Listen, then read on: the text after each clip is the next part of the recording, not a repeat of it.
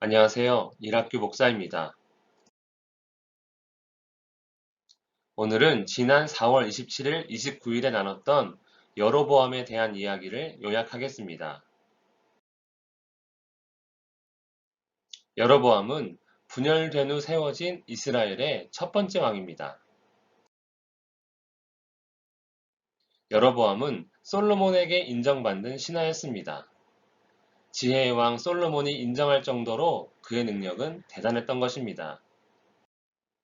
솔로몬의 범죄에 대한 징계로 이스라엘의 분열을 말씀하신 하나님은 아히야 선지자를 통해 여로보암에게 이스라엘의 12지파 중 유다와 베냐민 지파를 제외한 10지파를 주겠다 하십니다.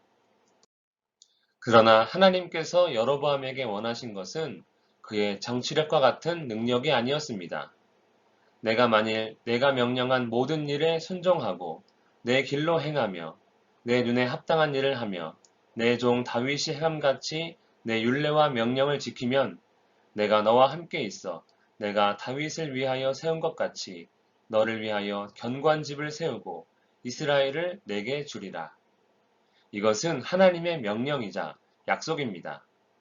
하나님은 여로보암이 하나님을 왕으로 섬기며 종과 같이 하나님께 순종하기를 원하시는 것입니다. 이 명령이자 약속은 우리에게도 마찬가지입니다. 그렇게 하나님의 택하심으로 여로보암은 이스라엘 10지파의 왕이 됩니다. 왕이 된 여로보암에게 걱정이 생깁니다. 그의 마음에 스스로 이르기를 나라가 이제 다윗의 집으로 돌아가리로다. 하나님의 성전이 예루살렘에 있으니 백성들이 르호보암에게 돌아갈 수 있다고 여긴 것입니다. 그는 왕의 자리에 앉은 후 권력의 눈이 멀어 하나님께서 명령하시고 약속하신 말씀을 잊은 것 같습니다. 이에 여로보암은 백성들이 예루살렘 성전으로 가는 것을 막고자 두 금송아지 형상을 만듭니다. 그리고는 이스라엘에게 말합니다. 이는 너희를 애굽 땅에서 인도하여 올린 너희의 신들이라. 즉 금송아지가 바로 여호와 하나님의 형상이라는 것입니다. 두 금송아지 형상을 만든 여로보암은 하나는 이스라엘 남쪽 베델에, 다른 하나는 이스라엘 북쪽 단에 둡니다.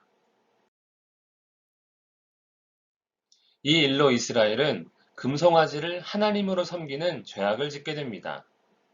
이 일은 10계명 중 2계명을 어긴 일로 하나님을 우상으로 만든 것입니다. 뿐만 아니라 여로보암은 하나님께서 정하신 일곱째 달 15일의 초막절 절기를 여덟째 달 15일로 바꿉니다. 그는 지금 왕의 자리를 지키기 위해 일어나지도 않은 일을 걱정하며 하나님의 계명을 지키지 않고 있습니다.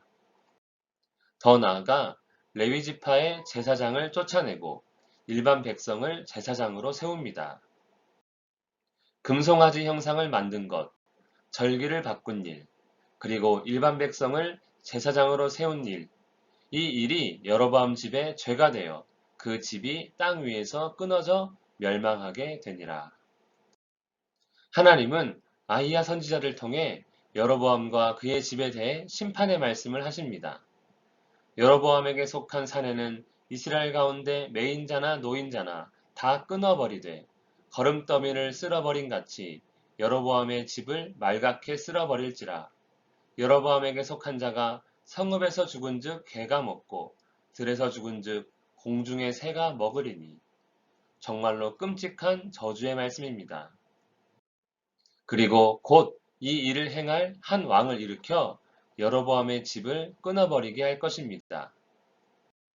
또한 하나님은 여로보암뿐만 아니라 이스라엘을 버리시겠다 말씀하십니다. 왜냐하면 이스라엘도 분별하지 못하고 여로보암의 죄에 참여했기 때문입니다. 여로보암은 20년을 다스리고 죽었습니다. 그리고 그의 아들 나답이 왕이 됩니다. 여로보암은 하나님의 약속의 말씀을 버렸습니다.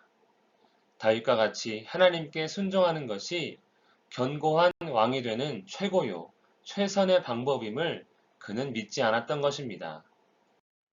그러면서 일어나지도 않은 일로 걱정과 두려움 가운데 이전에도 이후에도 없는 하나님께 엄청난 죄를 지었습니다.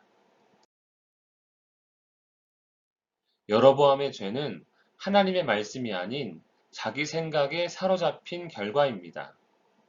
우리는 지금 무엇을 붙잡고 있습니까? 하나님의 말씀이 우리의 인생을 견고하게 하는 최고요, 유일한 방법임을 믿고 순종하기를 간절히 원합니다. 기도하겠습니다. 살아계신 하나님 아버지, 우리의 견고한 인생의 최고의 방법이 하나님의 말씀임을 깨달아 알게 하시고, 오직 순종함으로 하나님께 영광 돌리게 하옵소서. 예수님 이름으로 기도합니다. 아멘.